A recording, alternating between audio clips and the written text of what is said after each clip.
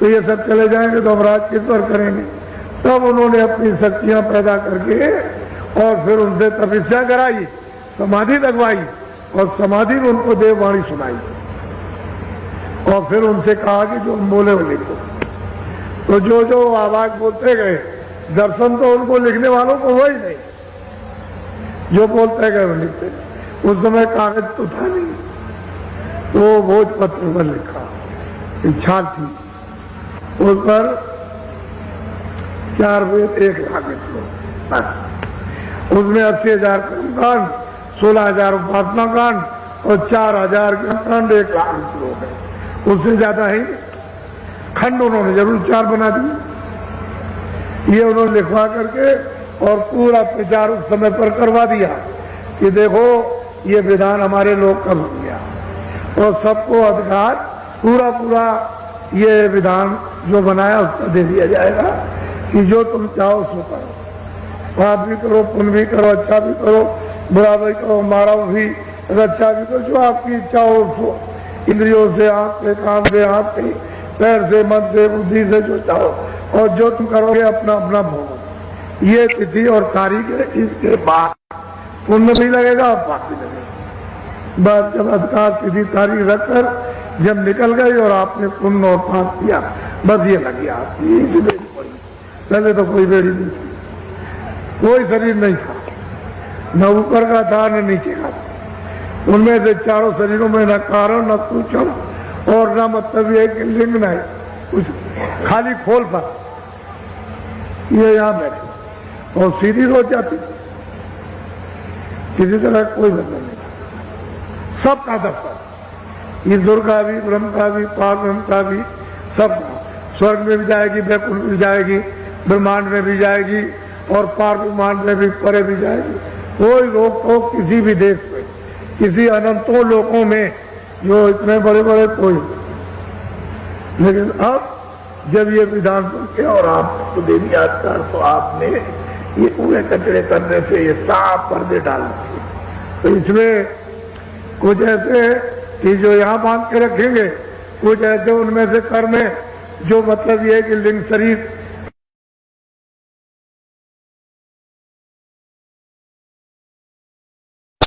पर मतलब ये पर्दा पड़ जाएगा, फिर कुछ ऐसे सूक्ष्म शरीर पर, फिर उसका कारण शरीर पर, तो जीवात्मा इन चारों शरीरों में बंद कर दी जाएगी। यहाँ से वहां, इससे निकलो तो उधर बंद, उससे निकलो तो उधर बंद, उससे निकलो उधर बंद, तो मतलब उधर जा ही नहीं सकते। अब ये रात वहां को मालूम नहीं, ये तुम जानते।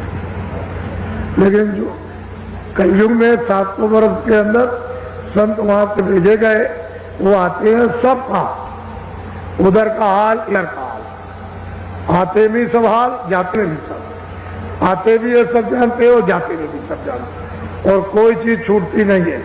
हाँ, जब वो मिलेंगे तब बताएंगे कि इनकी ये स्थिति है, इनकी ये गति है, इनकी ये फौज है, इनकी ये शक्ति है, इनका ये काम है, इनका ये गुण है, इनका ये गुण है, इनका ये गुण। ये तो जारी जब सूरत भूल गई तो, और जब ये आई थी तब तो फिर क्या पूछना था।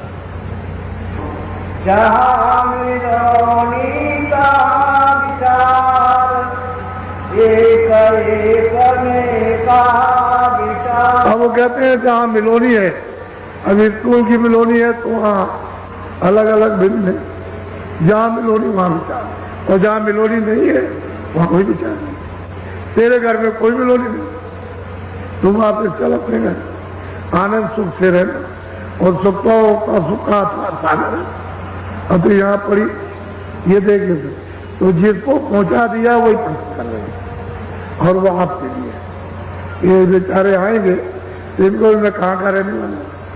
महात्मा क्यों आते हैं? इनको लाभ होगा। वो क्या करते हैं? जीवों को आके जगाते, नाम से जोड़कर और वापस ले जाते, आपको पता ही नहीं चलता। बोलो। हमारे देश एक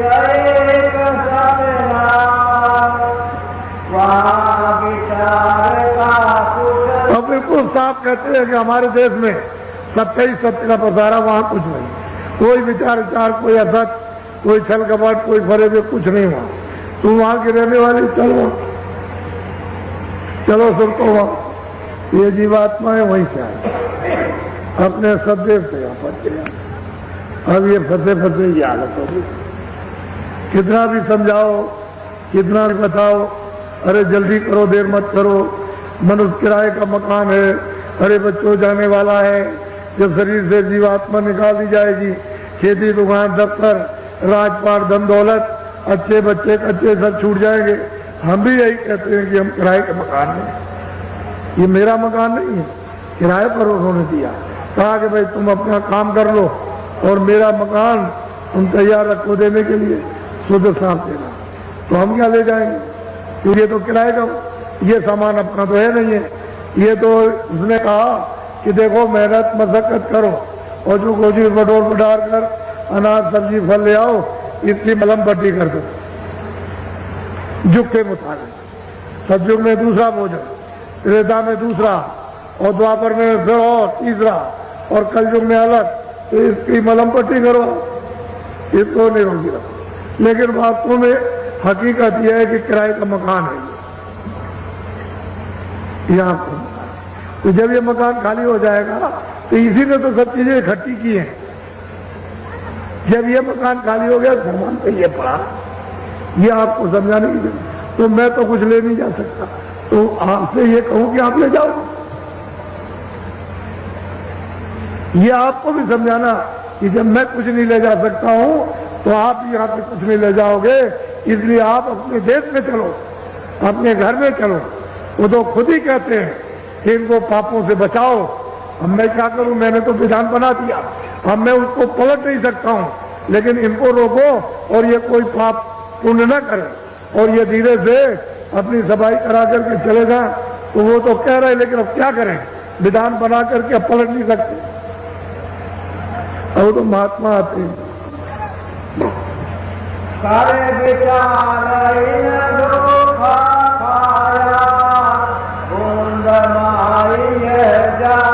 बस कहते हैं कि विचार जहां मतलब माया के जाल में आए, बस विचार इन्होंने सबने धोखा खाया और बुंद के बुंद में फिर चारों खानों में फंसे रह गए।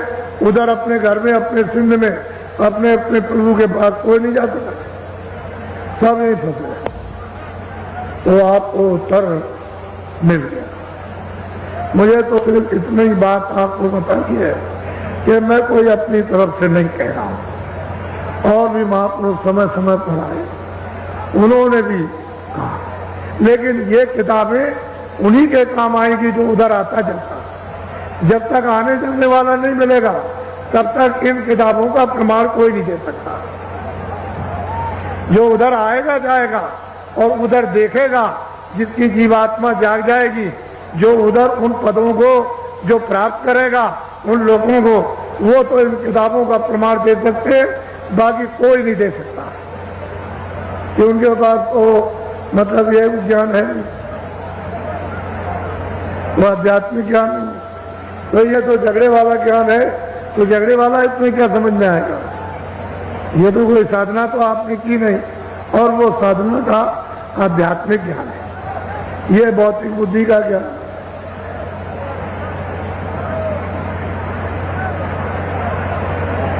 अच्छा बच्चे और बच्चियों, ये आज गुरु पूर्णिमा का दिन है।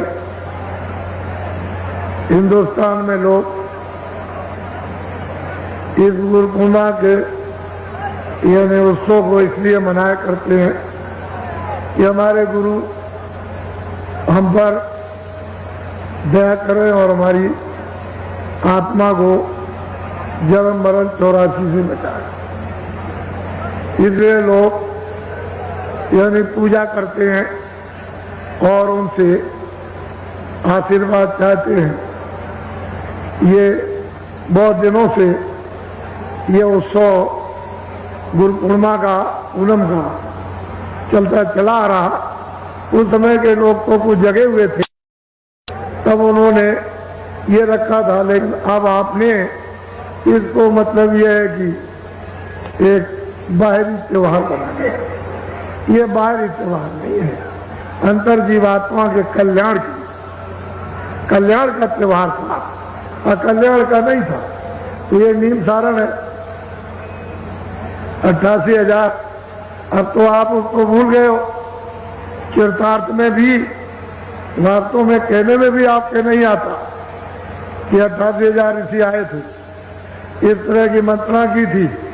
तो लोग इसको बहुत कम देश में जानते हैं, लेकिन इतना बड़ा समुदाय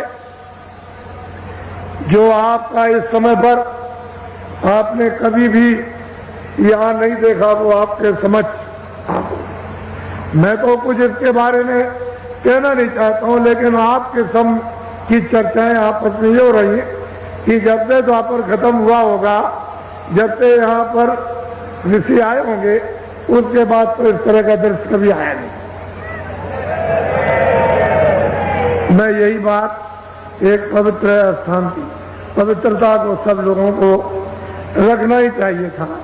इस भूमि के लोगों को वो काम करना चाहिए था कि उच्च कोट मानवता, मनुष्यता का, सत्यता का, आदर का, सेवा का, सद्भाव का और आत्म कल्याण का अगर ये आप पकड़े रहते तो कहीं न कहीं से महात्मा आ जाकर और जल्दी से तुम्हारी जीवात्मा को उठा लेते और ले जाके पहुंचा देते।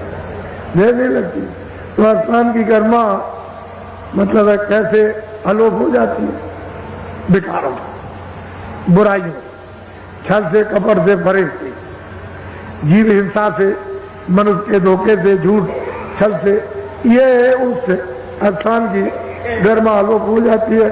लेकिन ये सृष्टि है वो ऋषियों मुनियों की, प्राचीन संतों की, अब की, तो इसमें कोई ना कोई तो आता रहेगा, कोई आएगा। तो ये दृष्टांत के साथ कितने आदमी टेंटों में, ये पूरा का पूरा यहाँ आपने कहा कोई नहीं। इसलिए मैं कोई संसारी आदमी नहीं, मैं पहले भी नहीं कहा। मैं ये कहा करता था कि मैं संसारी, उतनी तो बात आपको बता सकता हूं जितने फंसे हुए हो, लेकिन मैं संसारी नहीं।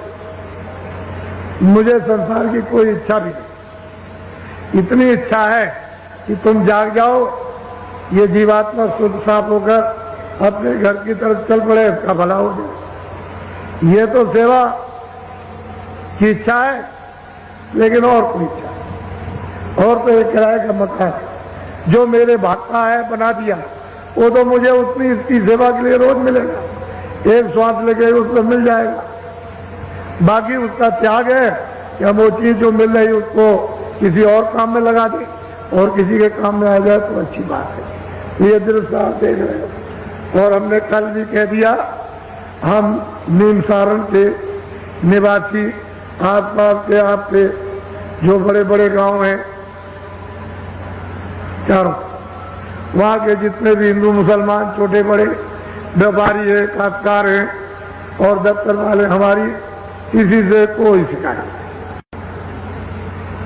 हम तो ये यहाँ जान गए कि सब लोगों ने सहयोग दिया, सबकी सद्भावना श्रद्धा उमड़ी, श्रद्धा का स्रोत अभी यानी दलदलाने लगा,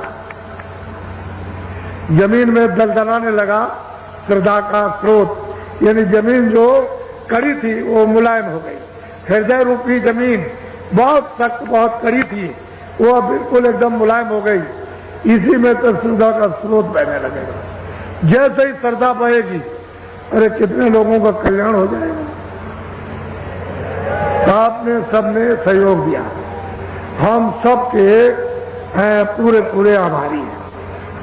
और आपकी सब सहयोग की सेवा जो कुछ भी सबने की, कर्मचारी, अधिकारी, सेठ, साहूकार, काश्तकार, छोटे बड़े, हिंदू मुसलमान, कोई भी हो, कोई वर्ग के मनुष्य, इंसान, आपकी वो जो सद्भावना की श्रद्धा सेवा, वो हमारे सिर आते हमारे।